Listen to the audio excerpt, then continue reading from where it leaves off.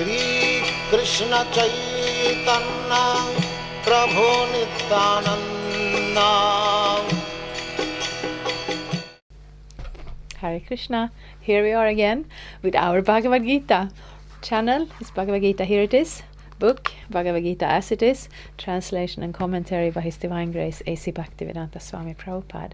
And my name is Labanga Latika.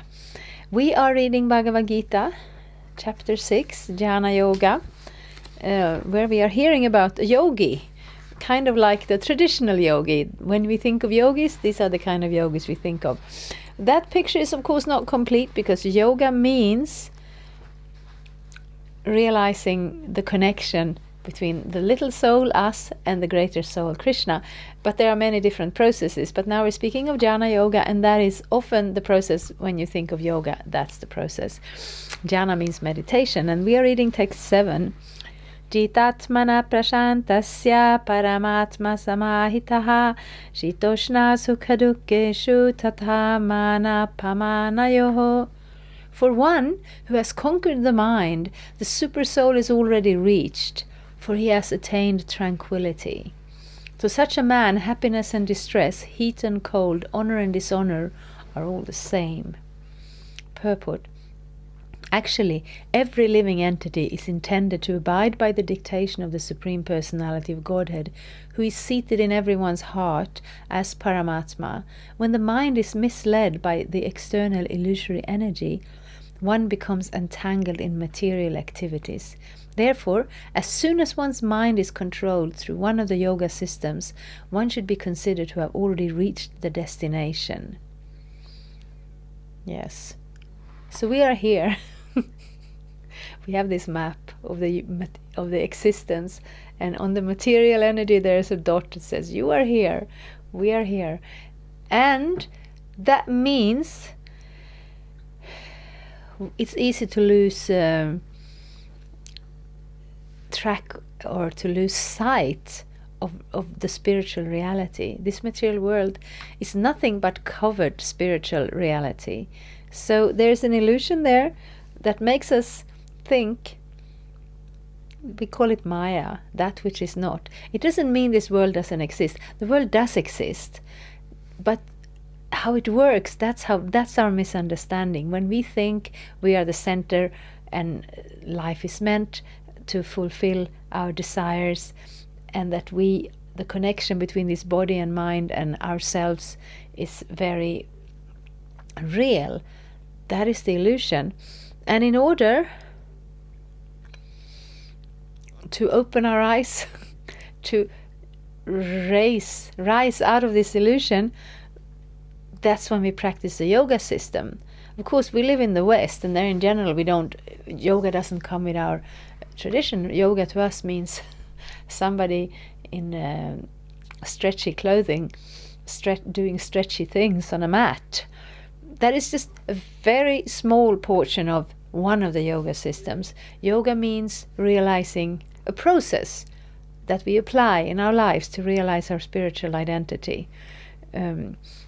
So here we have been speaking about controlling the mind, because the mind keeps us in the material identity. Many things keep us here. Our desires keep us here. Our identification keeps us here.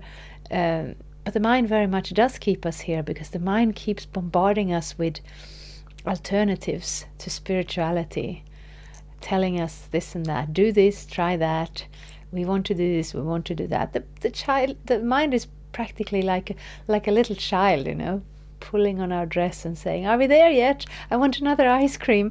I need to drink a glass of water. I don't want to go to sleep. It's very difficult to focus on something spiritual. So therefore, Super Soul, that aspect of the Supreme, is always with us in the heart. But as long as our attention is drawn to the suggestions of the mind, we are not peaceful enough to see him. So here it says, when one has conquered the mind, the Super Soul is already reached.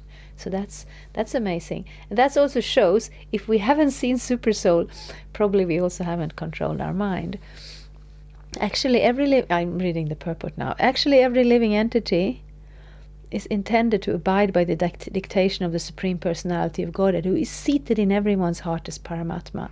When the mind is misled by the external illusory energy, one becomes entangled in material activity. So that's the next step. When we identify, when we desire, then we will do the activities. And the activities will have results. Then there will be more entanglement. And I don't want to sound negative here or anything. I mean, it's a wonderful world and many things here are wonderful. But if we forget to focus on the spiritual nature of our own soul and our connection to God, then it's just like one big ball of entanglement, and we can really not get out of it. Therefore, as soon as one's mind is controlled through one of the yoga systems, there are many systems, one should be considered to have already reached the destination. One has to abide by superior dictation. When one's mind is fixed on the superior nature, he has no alternative but to follow the dictation of the Supreme. The mind must admit some superior dictation and follow it. The effect of controlling the mind is that one automatically follows the dictation of the Paramatma or Super Soul. Because this transcendental position is at once achieved by one who is in Krishna consciousness, the devotee of the Lord is unaffected by the dualities of material existence, namely distress and happiness, cold and heat, etc. This state is practical samadhi or absorption in the Supreme. So this is samadhi. When we read about this yoga system, samadhi is the final destination. Samadhi means complete absorption in the Supreme, where nothing can shake you, because you've actually found that steady situation of being yourself, truly being yourself. And even if we may, sometimes there's a little bit of a, how to say, a tendency or an impulse, at least I find that sometimes, we have the mind must admit some superior dictation. When one's mind is fixed on the superior nature, he has no alternative but to follow the dictation of the Supreme. It is not that Krishna has a need to be dictating to us what to do. It's a little bit the other way around. We have a natural spiritual relationship where we are connected to Krishna in love. And then, where we have that love, there's nothing we would rather do than please Krishna. And the more we can hear from him, what he's like, what he likes, what we can do in that relationship, the happier we are. It's just like sometimes we have, in my family, we have birthdays, we sometimes even have Christmas, although as a Hare Krishna, I don't celebrate it as such, but as a family tradition, we kind of have Christmas. And then we ask each other, what would you like? Because the point is not that I want to get as many gifts as possible, but the point is I like to give some gifts to the people I love. And then I like to know what they want. And sometimes I do know it already. I don't have to ask the question. And then when I see that person, that they appreciate that gift, then that gives me some happiness. And in the same way, when we have that love for Krishna, we want to serve him. And therefore, we want to know him, because how can we serve him if we don't know him? So Krishna agrees to giving us access to his desires through the Vedic scriptures, through the Bhagavad-gita, through the instructions of the spiritual master. And here we speak about a person who has controlled the mind and therefore reached super soul. And then Prabhupada draws the comparison to a person who practices bhakti yoga, where it is not a mechanical system, where it is not a question of silencing all the mind and senses so that we can finally be quiet enough that we can notice that Super Soul is in our heart. But here it is, we speak about it in the connection of actually reaching again that relationship with Krishna, the Supreme Personality of Godhead. And then a devotee is unaffected by the dualities of material existence, distress and happiness, cold and heat. And that is a really interesting experience. I cannot claim to be in that state all the time. I have a long way to go in my spiritual life.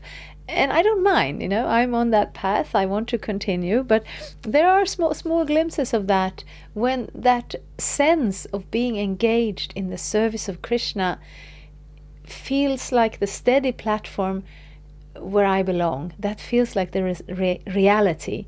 Then I will also, of course, notice if it's cold or it's warm. I will also notice if I'm happy or if I'm experiencing distress. But the reality is that the position of the soul in loving service to Krishna, that position is eternal.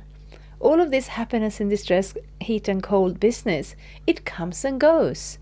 It appears through contact with the senses, and it depends on this body, and the body in itself comes and goes. So the stage of practical samadhi is absorption in love of Krishna.